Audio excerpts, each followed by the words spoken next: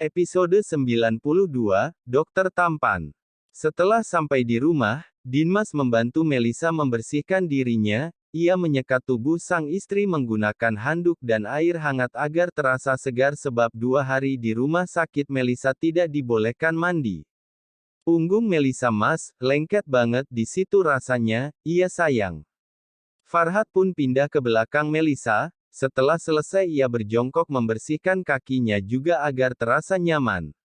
"Oh, jangan ditekan Mas, ngilu di situ," rintih Melisa saat Farhat menggenggam pergelangan kakinya. "Hah." Farhat malah tersenyum lebar, "Ih Mas, orang lagi sakit malah senyum-senyum.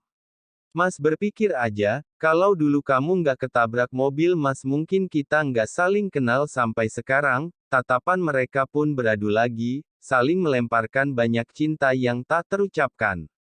Melisa nggak menyangka bisa berjodoh sama om-om.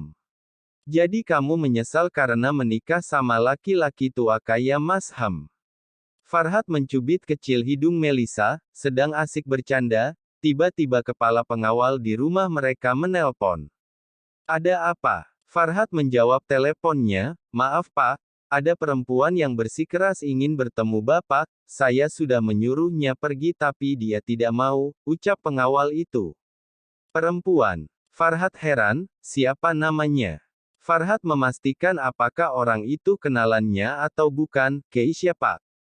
Farhat langsung terkejut mendengar nama itu, ia menatap ke arah Melisa yang juga terheran siapakah gerangan orang itu, "Usir saja." Tegas Farhat, ia yakin wanita itu pasti akan membicarakan hal-hal aneh.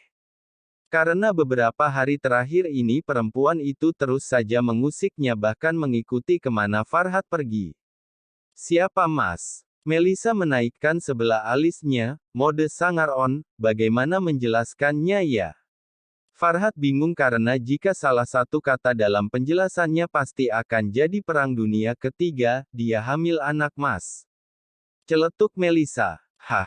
Enggak lah sayang, kamu ini overthinking banget, terus ngapain dia di sini?" "Minta dinikahi," jawab Farhat gugup.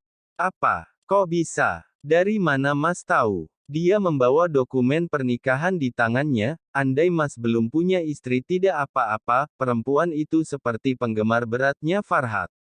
"Apa?" ulangi Mas Melisa kurang dengar. "Farhat, dia membawa dokumen." "Melisa, bukan itu, yang sesudahnya." Farhat, "Andai Mas, enggak gitu maksud Mas sayang, Mas kasihan aja lihat dia kayak mengharap banget dinikahi laki-laki super tampan kayak Mas ini." "Melisa, cantik ya." Farhat, "Lumayan, Mas." Melisa menarik telinga Farhat, bisa-bisanya dia ngomong begitu.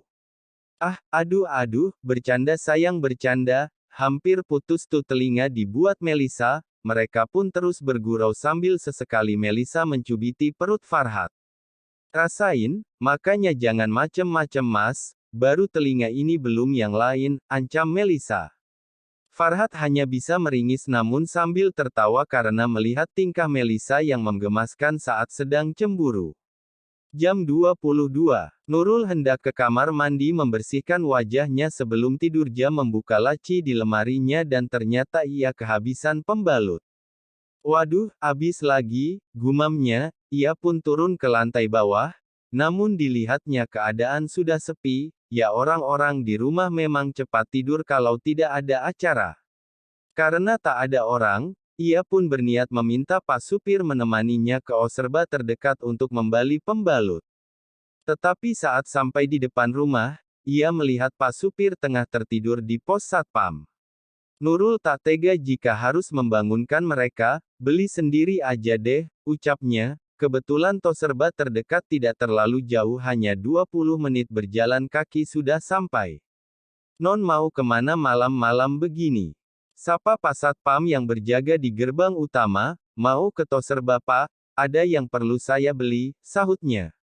"Saya anterin ya." "Nggak usah Pak, lagian deket kok," tolaknya segan, lagi pula Satpam itu terlihat sudah lelah dan mengantuk. Nurul keluar dari toserba dengan sekantong pembalut dan beberapa susu botol di tangannya. Terlihat jalanan sudah sepi, karena jalan menuju rumahnya bukan di jalan utama perkotaan. Telah melewati sekumpulan pemuda yang sedang merokok dan minum di salah satu tongkrongan. "Cantik, mau kemana malam-malam begini?" panggil salah satu pemuda itu diiringi siulan teman-temannya. Nurul langsung panas dingin, ia tetap cuek dan pura-pura tak mendengar mereka. Namun pemuda berandalan itu malah mendekati Nurul dan mengelilinginya, "Ikut kita yuk." Nurul semakin ketakutan melihat mereka, sampai ia tak bisa berkutik, pikiran ia menyuruh untuk teriak namun bibirnya kaku hingga tak bisa bergerak. "Cantik banget sih," salah satu dari mereka mengelus pipi Nurul merasa kelewatan. Nurul pun memukulnya dengan kantong plastik berisi pembalut dan botol susu itu. "Jangan kurang aja Yal. Wih, cantik-cantik kok galak sih." Orang yang satunya menyentuh bahu Nurul. Plak, lagi Nurul memukul orang itu sekuat tenaga menggunakan kantong plastiknya hingga jebol dan isinya berserakan. "Makin asik nih kalau galak, makin menantang buat kita." Mereka pun beramai-ramai memegangi tangan Nurul agar tidak melawan. Bau alkohol terasa menyengat dari mulut mereka hingga membuat Nurul sedikit pusing. "Tolong!" Nurul mencoba teriak namun tak sekuat ekspektasinya. "Lepaskan dia atau saya telpon polisi," ujar seorang lelaki bersuara berat yang entah datang dari mana. "Jangan bang, kita cuma main-main kok." "Cabut woi cabut." Mereka langsung tunggang langgang melarikan diri. Nurul menoleh ke arah sumber suara itu, lelaki berwajah tampan dengan perawakan kekar. Lelaki itu mendekati Nurul dan mengutip barang-barang Nurul yang berserakan. "Nih, kamu sendirian?" "Iya, terima kasih Pak." Nurul mengambil barangnya lalu menjauh, ia mengira lelaki itu sama dengan pemuda yang tadi. "Jangan takut, saya orang baik-baik kok." Senyuman lembut keluar dari bibir lelaki itu. "Rumah kamu di mana?" tanya lelaki itu. "Di Jalan Cempaka Pak." "Kalau gitu ayo sekalian kita jalan, kebetulan rumah saya juga melewati jalan itu." Lelaki itu pun menawarkan diri menemani Nurul pulang, ya walaupun dia juga jalan kaki tapi jadilah buat menghilangkan ketakutan Nurul pada orang-orang tadi. "Kalau malam jangan keluar sendiri, di sini banyak anak-anak seperti mereka tadi." Si lelaki membuka obrolan agar perjalanan mereka tidak hening. "Iya Pak, Bapak dari mana?" Nurul juga berusaha menanggapi obrolan agar tidak canggung. "Saya pulang kerja, jam segini. Iya kebetulan ada pasien darurat tadi jadi saya lembur, Bapak dokter." "Mem iya, dari caranya berbicara memang sudah kelihatan kalau dia seorang dokter," tutur katanya yang sopan dan terdengar rapi menonjolkan ciri khas seorang dokter. Mobilnya sedang bermasalah jadi dia tinggalkan di rumah sakit lalu pulang naik bus, dan karena bus hanya berhenti di jalan raya, dia pun melanjutkan pulang dengan berjalan kaki. "Kamu pucat banget, hari pertama datang bulan." Ia memperhatikan Nurul dan pembalut di tangannya. "Hah, iya Pak." Nurul seketika kikuk saat ditanya hal yang menurutnya sangat pribadi itu. "Jangan kelelahan dan banyak minum air putih, atau bila perlu minum pil tambah darah." "Baik Pak," sahut Nurul bak mengiyakan perintah guru. "Masih sekolah?" "Masih Pak," sahutnya menangguk. Tak terasa mereka pun sudah sampai di depan rumah Nurul. "Kirana," seru Vino dari depan pagar, dia baru saja tiba bersama mamanya. Mereka berniat tidur di sana lagi sebab besok pagi-pagi sekali Duma harus berangkat ke kantor dinas kesehatan untuk mempersiapkan surat praktiknya kembali sebagai dokter. Vino dan papanya sama-sama sibuk di kantor masing-masing, jadi Duma meminta Rianti menemaninya. "Bu Duma." Lelaki itu langsung mengenali seniornya. "Bian." "Ya ampun ini Bian. Apa kabar kamu?" Duma tercengang melihat juniornya saat masih di rumah sakit dulu. "Baik Bu." Mereka pun saling bertukar kabar. "Oh ibu mamanya anak ini." Bian menunjuk Nurul. "Dia keponakan saya," jawab Duma.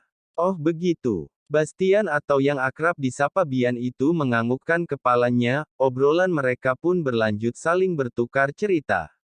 Kamu ngapain malam-malam keliaran sama laki-laki nggak jelas? Tanya Vino sambil menarik tangan Nurul masuk, orang dia dokter, nggak jelas dari mana. Vino, kamu kenal dia? Nurul, belum kenalan sih, tuh, itu namanya nggak jelas. Vino tampak kesal melihat Nurul dekat dengan lelaki lain apalagi tampannya sangat menyaingi. Nurul, tapi mama bapak kenal itu, Vino, tapi kamu nggak kenal kan?